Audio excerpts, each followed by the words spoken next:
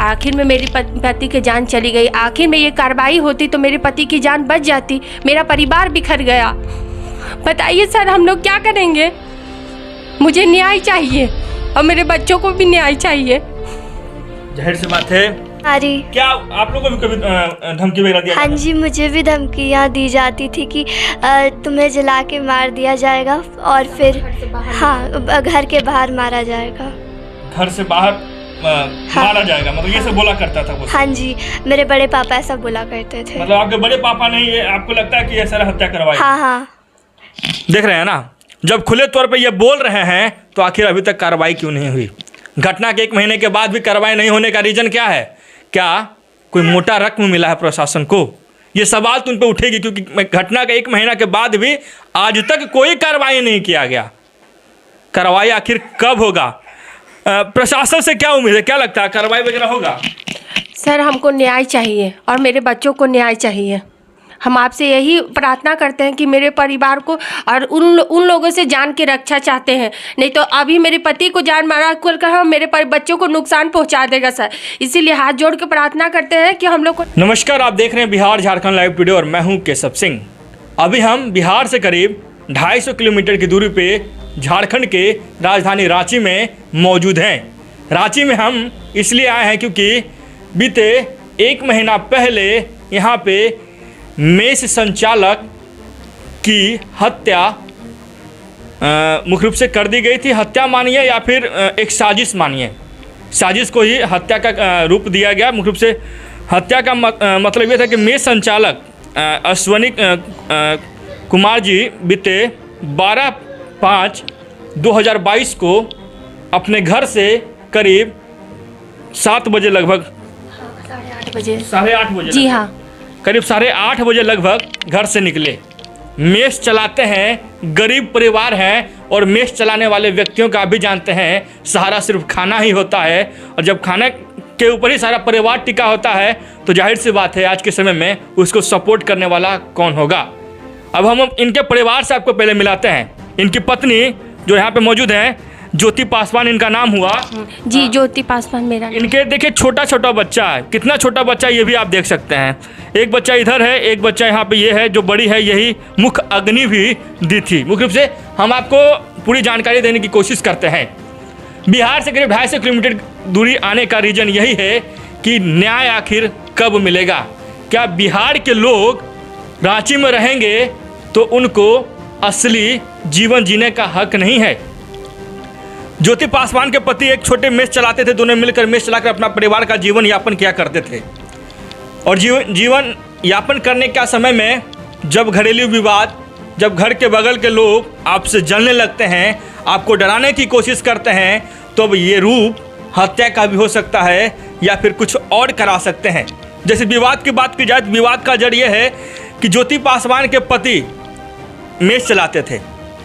1 महीना पहले उनके बड़े भाई हाँ, राजकुमार जी के द्वारा मतलब धमकी दिया गया। हाँ, और उसके बेटे ने भी धमकी दिया था। जी हाँ, धमकी दिया है कि आप लोग को रोड में मारेंगे और जिंदा जला देंगे। मेरी बेटी को भी धमकी दिया गया है सर, बार बार धमकी। मेरी बेटी जब भी स्कूल जाती है ना तो यही धमकी दिया जाता है कि इसको भी जान से मार देंगे। और मेरे देवर को भी धमकी दिया जाता था बार बार। हमने एसपी साहब को भी आवेदन दिए, 1 महीना पहले ही दिए थे सर, लेकिन कोई कार्रवाई नहीं हुआ। उसके बाद हमने दूसरा आवेदन भी दिया। उसके 3 दिन बाद में मेरे पति को हत्या की गई। मतलब अब प्रशासन की बात की जाए, प्रशासन की तरफ से अभी तक कार्रवाई क्या हुई तो आप सुन सकते हैं। इनके द्वारा आवेदन 1 महीना पहले किया गया। आवेदन से मतलब हत्या के 1 महीना पहले दिया गया था कि कुछ व्यक्तियों के द्वारा हमारे जो पति है उनको मारने की कोशिश की जा रही है, हमारे परिवार को हटाने की कोशिश की जा रही है। और समस्या यही हुआ कि जब आवेदन दिया गया तो उस आवेदन पर कोई कार्रवाई नहीं किया गया और कार्रवाई का नतीजा यही निकला कि आखिर में साजिशन इनके पति की हत्या करा दी गई। एम्बुलेंस से कुचलकर उनकी हत्या हुई है और जिस एम्बुलेंस से कुचला गया है उस एम्बुलेंस का ना कोई नंबर था ना कोई पता था। आप धमकी दीजिए साहब, और धमकी देने के बाद 3 दिनों के बाद आपके लोगों का हत्या जब हो जाती है तो जाहिर सी बात है उसका मुख्य रूप से जो धमकी देने वाला व्यक्ति है वही अभियुक्त माना जाता है। इन्होंने लिखित FIR भी किया, परंतु FIR करने के पश्चाताप आज 1 महीना बीत गया परंतु कोई कार्रवाई नहीं किया गया। वहाँ के डीसी महोदय से मेरा नम्र निवेदन होगा, वहाँ की गवर्नमेंट जो झारखंड सरकार की है, झारखंड सरकार से मेरा निवेदन होगा कि इन सब जो आपराधिक किस्म के लोग हैं जो घूम रहे हैं, खुलेआम घूम रहे हैं, जो संरक्षण प्राप्त है सरकार के या फिर प्रशासन की, उनको जल्द से जल्द कार्रवाई किया जाए। मुख्य रूप से और क्या क्या घटना घटी उसके बाद भी कोई धमकी वगैरह दिया जाता है? सर उसके बाद ना यही हम बार बार मेरे पति को यही धमकी दिया जाता था कि तुम्हारे रोड में मार देंगे। आखिर में मेरी पति की जान चली गई। आखिर में ये कार्रवाई होती तो मेरे पति की जान बच जाती, मेरा परिवार बिखर गया। बताइए सर हम लोग क्या करेंगे?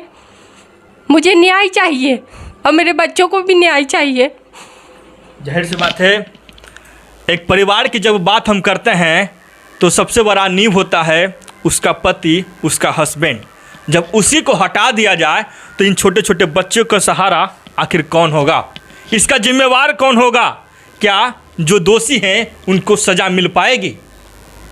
250 किलोमीटर दूरी तय करके हम भी आए हैं। जाहिर सी बात है, एक बच्ची को न्याय दिलाने के लिए, एक जो पत्नी है उनके पति को न्याय दिलाने के लिए कि आखिर कब तक ऐसी घटनाएं घटती रहेगी, कब तक बिहार के लोग बाहर में आकर काम करेंगे और वहाँ पर रहने के बाद वहाँ के लोगों का, वहाँ के प्रशासन का जो उचित सुविधा होता है वो नहीं मिल पाता है। आइए इनकी जो बेटी, उनसे कुछ बात करने की कोशिश कर, क्योंकि मुख्य अग्नि जो है यही दिए थे। देखिए कितना छोटा छोटा बच्चा है, आखिर कब सरकार सुनेगी, कब प्रशासन वहाँ के सुनेगी जो इनको सही से सुविधा। क्या नाम है बाबू आपका?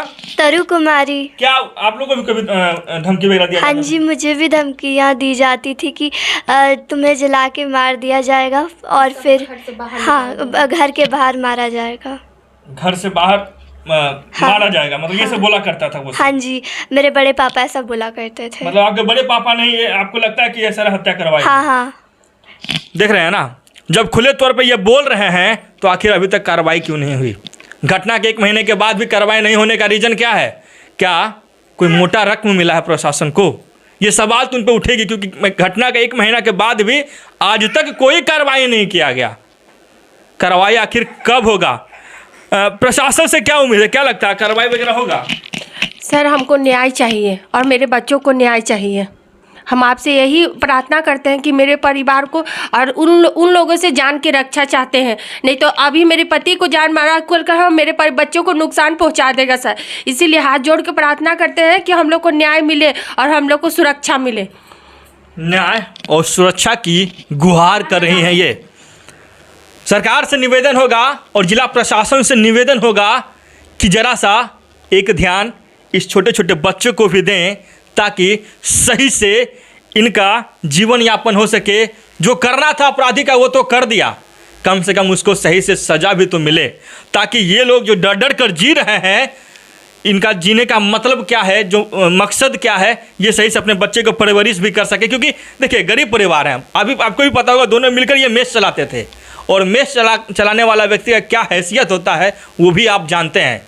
हमें आप लोगों से उम्मीद भी है, जो हमारे व्यूअर्स उनसे भी उम्मीद हो कि ये वीडियो ज़्यादा से ज़्यादा शेयर करें, ताकि सरकार तक ये आवाज़ जा सके और सरकार जाग सके नींद से। झारखंड सरकार से उम्मीद भी हमारी होगी कि जल्द से जल्द सरकार वैसे जो अपराधी किस्म के लोग हैं जिनका संरक्षण प्राप्त है, उनको सही से उचित कार्रवाई किया जाए, ताकि ये लोग सही से जी सकें।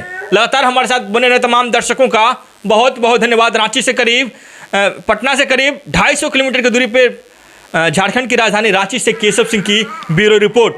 जरूर न्याय दिलाइए, क्योंकि आज इनकी बारी है, कल उनकी बारी होगी। जब तक आप एक साथ खड़े नहीं होंगे तब तक न्याय नहीं मिलेगा। बहुत बहुत धन्यवाद।